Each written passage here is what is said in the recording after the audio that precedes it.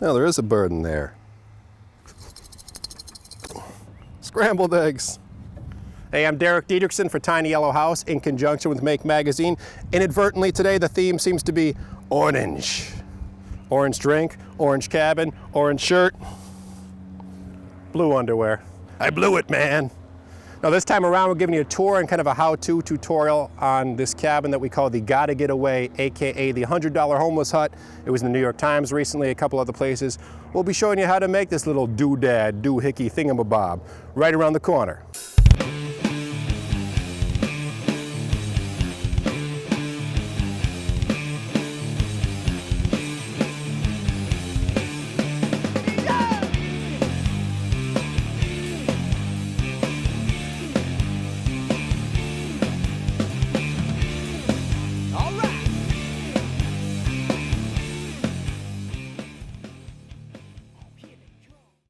This cabin is called the Gotta Get Away, aka the $100 homeless hut. I built this initially as a small version prototype of a homeless shelter, seeing some of the other shelters out there and just kind of thinking they're not that cool or make that much sense. Granted, if you made it for the homeless, you're not going to paint it orange and make it all clown-like. You know, look at me, I'm squatting in your public land. Not a good idea. Now the overall intent was to make this as multifaceted as possible. It can double as a kid's fort. You can make it into a prefab tree fort that you can assemble on the ground and lift up into a tree platform later. Like I said, a homeless shelter, a clandestine crystal meth lab, a chicken coop. I was kidding about the chicken coop part. The general purpose or aim for this was to build something that was lightweight, affordable, and that took almost no skill to build and could be built quickly. The cost of this, about $100, $110 overall. Now it sits up atop this simple 2x4 built platform, which you could put on pressure treated skids just to keep it off the ground. Since this is built of plywood, you don't want it delaminating, warping, getting ruined. But when you build it with this Tuftex corrugated poly roofing, you want to leave, you know, if I were to do it over, you'd leave more of an overhang just to shed the rain, protect it from rainfall, paint stain the thing as well.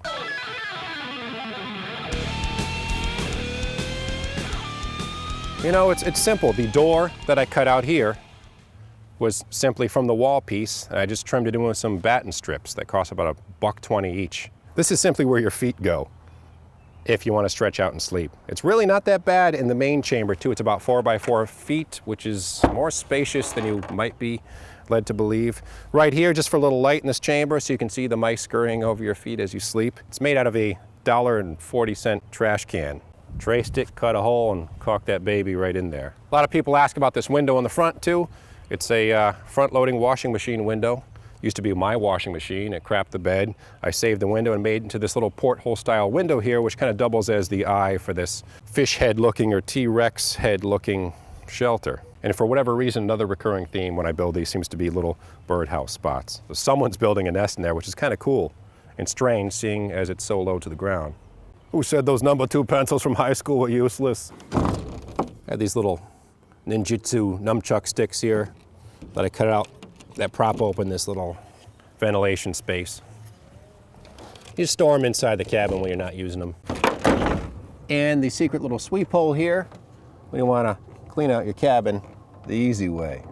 Now this cool stained glass window here, this woman, Stephanie Atley, who's Satya Lee on Etsy.com, she donated this for one of my projects, and I figured, you know, gladly I'll take this thing and incorporate it because it's just so cool looking. If I were to build this for the homeless, yeah, you probably don't want to put stained glass windows in it because it's going to up the cost. It just adds some cool light inside the cabin, and the whole orange and blue color scheme seems to work so nicely together. Now this cutout scrap plywood mouth here in the cabin is actually one of the more important facets of the cabin. I can't even say that with a straight face. It's actually just stupid. I had some extra wood and made it into a face. Cool little scrap wood racing stripe here to attract the ladies, huh? Yo. And another reason we built this up off the ground, if you use this as a permanent weekend vacation camp or cabin, you can always store a lot of firewood under here to keep it dry, your cooler of beer, corpses. Sky's the limit. Inside here, pretty sparse, as it has to be. We're talking 4x4x4 feet. It's a temporary shelter, not permanent. You're not going to raise a family here and live happily ever after. I usually use this place to nap and read.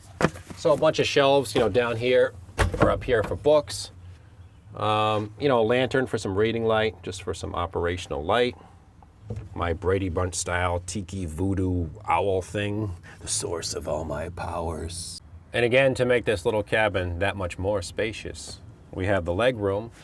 When you want to nap, you know, when the wife thinks you're outside working hard, taking out the trash, you're really inside here, reading books or snoozing. Deke, take out the trash! I'll get to it in a minute.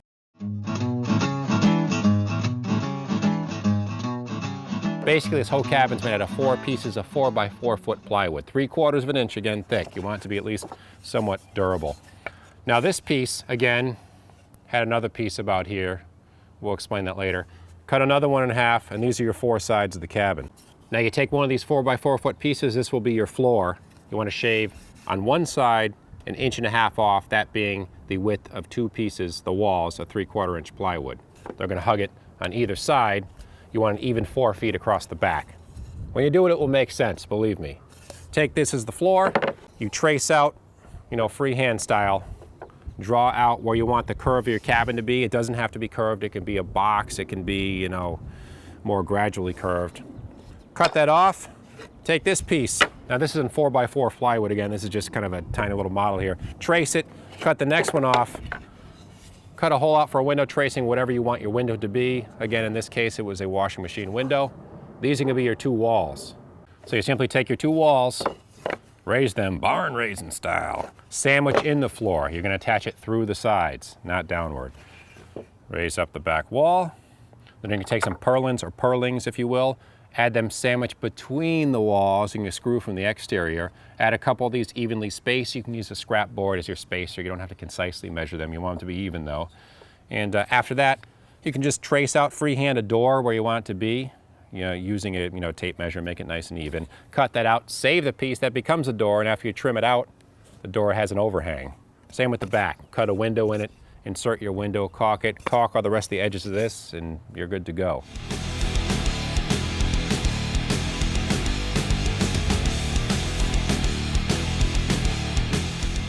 Pretty, ain't she? I'll probably actually make this with just a model for the sake of the video, but into some kind of like little piggy bank for kids or something, who knows. Anyways, thank you guys for joining us as always. My name's Derek Diedrichsen. Be sure to check out our other Tiny Yellow House videos both on Make and on my channel. And we'll see you guys next time. Thanks for joining us.